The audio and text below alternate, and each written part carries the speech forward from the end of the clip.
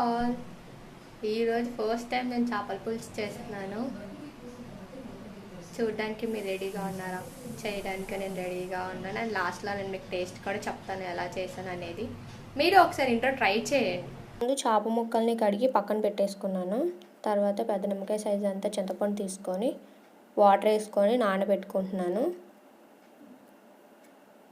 నేను చేపల దాకా తీసుకున్నాను. దాంట్లో 3 టేబుల్ స్పూన్ ఆయిల్,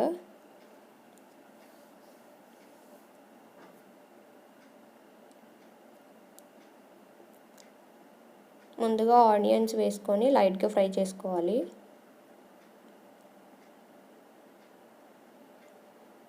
ఇవి ఫ్రై అవుతుండగానే పచ్చిమిరపకాయలు కూడా వేసుకొని ఫ్రై చేసుకుంటున్నాను. ఇప్పుడు అల్లం వెల్లుల్లి పేస్ట్ వేసుకొని పచ్చి వాసన పోయేదాకా వేపుకోవాలి. అది వేగిన తర్వాత 1/2 టీ స్పూన్ పసుపు, రుచికి సరిపడా ఉప్పు వేసుకొని ఒకసారి మిక్స్ చేసుకుంటున్నాను. ఇప్పుడు కారం, ఫిష్ పులుసు కాబట్టి కారం ఎక్కువగానే ప్రిఫర్ చేయండి. నెక్స్ట్ చింతపండు పులుసు, దాంట్లోనే నేను ఒక 1 గ్లాస్ వాటర్ కూడా యాడ్ చేసుకున్నాను. ఇప్పుడు అది బాయిల్ అవుతూ ఉండగా చేప ముక్కల్ని వేసేసుకోవాలి.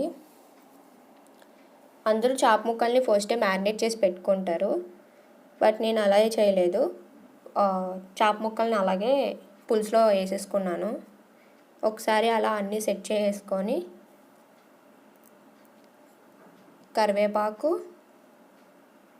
టొమాటో ముక్కలు, వంకాయ ముక్కలు, కొత్తిమీర వేసేసుకొని ఒక 5 నిమిషాల పాటు మూత పెట్టుకొని ఉడికించుకోవాలి. ఏం డిస్టర్బ్ చేయొద్దు చేప ముక్కల్ని ఏమి. 5 నిమిషాల తర్వాత పైన ఫిష్ మసాలా వేసేసుకొని అటు ఇటు ఫ్లిప్ చేసేసుకోవాలి. మామూలుగా అయితే గరిటె పెట్టి తిప్పకూడదు, అందరూ దాకా పట్టుకొని తిప్పుతారు. నాకేమో దాకా పట్టుకొని తిప్పడం రాక నేను గరిటె పెట్టే తిప్పాను. 10 మినిట్స్ తర్వాత చూడండి ఎంత బాగా ఉడికిందో.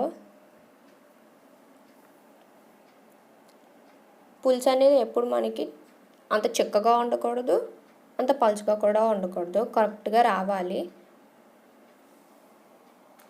అది కరెక్ట్గా రావాలి అని మీకు ఎలా తెలుస్తుందంటే, మీరు మరుగుతూ ఉన్నప్పుడే మనకు వేసిన ఆయిల్ అనేది పైన ఫ్లోట్ అవుతూ ఉంటుంది. దాన్ని బట్టి మీరు పులుసు రెడీ అయిపోయిందని అనుకోవచ్చు. నాకు కూడా అలాగే తెలుసు కాబట్టి. ఇప్పుడైతే ఉడికిపోయింది. స్టవ్ ఆఫ్ చేసేసుకొని సర్వ్ చేసుకుంటున్నా. సర్వింగ్ బౌల్లోకి ఒక 3 పీసెస్ వేసుకొని కొంచెం పులుసు వేసుకొని పైన కొత్తిమీర వేసుకొని అలా తింటూ ఉంటే సూపర్. అసలు చెప్పాను కదా లాస్ట్లో టేస్ట్ ఎలా ఉంది అనేసి.